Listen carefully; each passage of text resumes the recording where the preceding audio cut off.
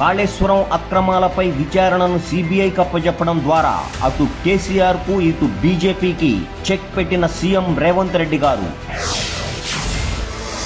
ఇప్పుడు కేంద్రంలోని బీజేపీ సర్కార్ కేసీఆర్ ని కాపాడుతుందా లేక చర్య తీసుకుంటుందా? కేసీఆర్ పై బీజేపీ యాక్షన్ తీసుకోకుండా కాపాడితే బీజేపీ బీఆర్ఎస్ మధ్య రహస్య బంధం ఉన్నట్లే. గతంలో కవిత లిక్కర్ కేసు విషయంలో రెండు పార్టీలు చేసుకున్న లోపాయకారి ఒప్పందంతో దెబ్బతిన్న బీజేపీ తరువాత కవితపై యాక్షన్ తీసుకొని ఊపిరి పీల్చుకుంది. కానీ ఇప్పుడు పెద్ద తలకాయ కేసీఆర్ పట్ల బీజేపీ ఏ విధంగా వ్యవహరించబోతోంది?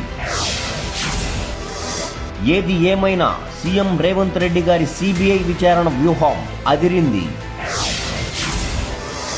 ముందు నుయ్యి వెనుక గొయ్యిలా మారిన బీజేపీ పరిస్థితి తన కత్తికి రెండు వైపులా పదునుందని హెచ్చరిస్తున్న సీఎం రేవంత్ రెడ్డి గారు.